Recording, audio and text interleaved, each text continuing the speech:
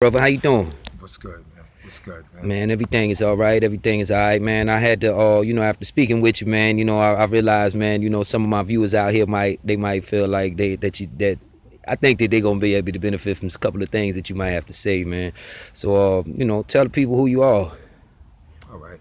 My name is Calvin Smith.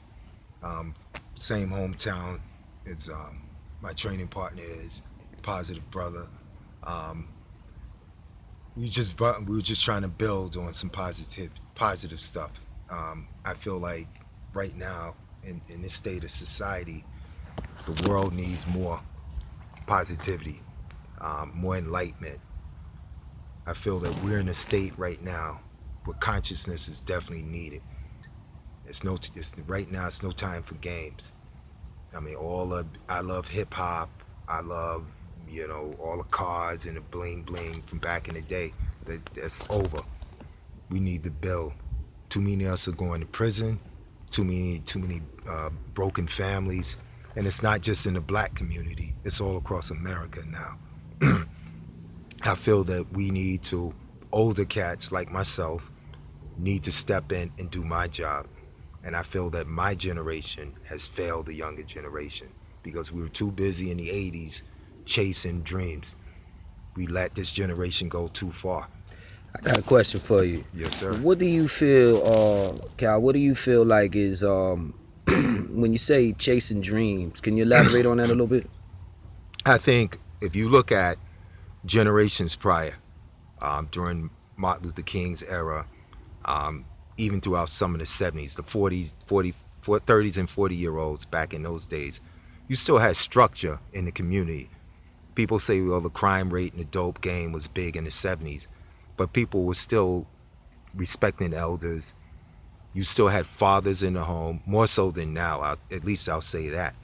And you still had children that had some kind of respect and morals towards the elders, from what I remember. I feel that that is totally gone. I feel that parents are more frightened of their children now, which should never be. There should never be a time where you're scared of your own child. I feel that you got too many people in the community taking Snapchats and twerking opposed to putting books in these kids' hands. I think the biggest weapon that we could have to stay in time is education and knowledge. I feel that it doesn't cost that much money to buy your kid a book. If you're going to buy them an iPhone, get them a book. And if you do get them an iPhone, get them some software that they can learn. I feel that we as a people, as a society, black, white, Puerto Rican, whatever, I think we need to cut this bullshit out as far as fighting over the narrative that is set by the press to divide and conquer. This police shootings, I'm not saying it's not happening, but I think that there's more to it than what's going on in the news. I try my best to stay away from a lot of that stuff and to build individually. I think that this country, um, if we don't get it straight, the poverty rate will worsen, the have and the have not gap will widen, and I think you're going to find more people in prison than ever before. You brought me to the name of our channel here, Ending Generational Poverty. We Yes, sir. spoke on the gap between the haves and the have-nots. Yes, sir. How do you think like the economic system in the United States and our lack of understanding it plays a role in a lot of these tribulations and trials that and challenges that you spoke on a minute ago? Well, I feel that the the American dream, so to speak, that life or that uh, was it? I don't want to keep using the word narrative, but that thought process that if you go to college, you work hard, you'll get that white the white picket fence in the house. I think this society now is all about bartering. If you got something to offer, I have something to offer. We build. I think small business is what's going to save America now. Corporate America is gone. Do you think that there's a relationship between the crime rate that you see in a lot of these poverty stricken or low income communities and the level of comprehension that they have about American economy? Well, I believe for me talking to inmates, I work corrections. A lot of it stems from poverty, meaning lack of education, not household structure, poor schooling, which plays into economics. But I also feel that the idea that you're not worth anything if you don't have certain things. I'm not important if I don't have a certain job status, which is, if you look at the civil rights movement, it was run by janitors and maids. I mean, look at Gandhi. Gandhi ran and led a movement which is copied by many without a gun. You know what I mean? So I think we are a lot more powerful than we give ourselves, but I think it starts with children starting to feel good about themselves first, and realizing there's nothing wrong with being a plumber or a construction worker. You don't have to be the next Jay-Z. You don't have to be the next Britney Spears or Miley Cyrus or whoever these people are. Just be productive. Just be productive, because America needs small business. We've always thrived on small business. How do you think that? What do you think could be done to eliminate generational poverty? I think a lot of it has to do with teaching kids. I think this should be a class or a course taught across all schools, economics. Teaching kids how to save their money, how to spend their money, showing families not to spend above their means. That credit is a setup.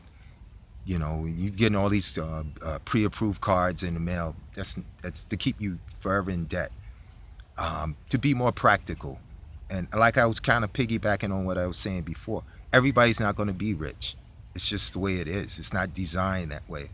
To be happy where you are, get back to the bare essence of society, where you have a family, you build, you leave something behind. It doesn't necessarily have to be a lot of money. It could be knowledge to the next generation and the generation afterwards, because I could take your knowledge and build from there and pass it on, and next thing you know, we got a thriving community. Just to touch on, yeah, exactly. I agree with you, bro. Just to touch on what you said earlier, that you feel like economics, how to spend money, how to invest money, and how to save money, how that should be taught. Why do you think that's not currently taught in the American school system? To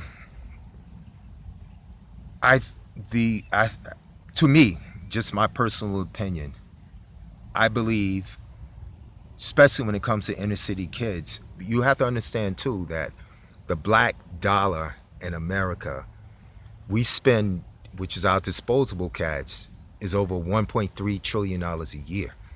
So if we were to invest that wisely, these corporations like Nike and Apple, you know, with the Dre headphones, we wouldn't be spending as much money on it, as so much foolishness. We would know how to invest. So if I were the powers to be, why would I want that when I can make so much money? If, an example, look at Black Wall Street. During that time, it took 1 year before the black dollar left the neighborhood. 1 year. Today, it's 15 minutes. That's 29. 19, yeah. 1928, 29. And also be aware of what happened in the Red Summer of 1919, y'all. Yes, sir. Yes, sir. You know, but just to not to cut you, Cal. No, just, no problem. You know, no just to share with the viewers a little bit about that. But yeah. So you basically saying, correct me if I'm wrong, you saying that these people are benefiting from our financial ignorance, and exactly. So you know, there's definitely. I mean, this is me saying this, y'all. This is Lord Victoria saying this, y'all. I'm not gonna put this in Cal's mouth, you know what I'm saying? But look, this is me saying this, y'all. That honestly, it sounds to me like you know what you saying, bro, is that like, yo, not only are we not gonna teach you, but if you start to get aware of it, we might do something to try to destroy you so we can keep you in that There position. you go. There you go. And it's been proven over and over again, with Black Wall Street, Rosewood, Auburn Avenue in the city of Atlanta during the 50s was considered the wealthiest street in America, black street in America. If you go there now, you would never know this history. Um, Anytime that you find yourself empowering yourself without the aid psychologically of something bigger than you, you become a threat. And that's what I try to teach kids, that a book is more of a weapon than a gun. Gun, okay, yeah, you're frightening at that moment, but if we incarcerate you, do you know what I mean? We take control over your at least your physical, because you have control over your mental. Um, but if I give you knowledge, you're more of a threat, and it's been proven over and over again with Martin Luther King and Gandhi, even the women's suffrage. If you look into that, Susan B. Anthony and Joan of Arc, and I consider them fighters or whatever. Um, you're more of a threat when you can get people out of ignorance and into enlightenment. You're a threat. So I feel that in our community, if we start waking these kids up, and I mean community as a society. I don't mean just black community. If we wake these kids up and get them out of ignorance, that's the most threatening thing that the powers that be could face in American history. I would say even more damaging or more detrimental now, because kids have less fear of things than back in the 60s and 50s. And that's just my piece. And I wish blessings to everybody, you know what I mean, who wants enlightenment. Appreciate it, beloved. Yes, sir. Yes, sir. Hey, again, man, this is Lord Victorious right here, my training partner Cal. You see, we got all the equipment back here, man. We about to get to it, man. But I felt like I wanted to share some stuff with y'all out here today. You know what I'm saying? I feel like I think y'all be able to gain a lot from what the brother just shared, man. You know what I'm saying? Very knowledgeable brother. And just again, like, comment, subscribe, because there's gonna be a lot more positive content coming to you guys, man. And we looking to end generational poverty completely, and understand this economic system, because at the end of the day, the economic system is why would you commit a crime if you understand how to make money without it? Where's the armed robbery gonna come from? Why would you sell drugs? Why would you pimp hoes, or what you consider to be hoes? Why would that be? All of this come from not understanding another way to make money. So crime is definitely a result in poverty-stricken communities. Is definitely a result of our failure to understand the economic system and how it squeezes the lifeblood out of us.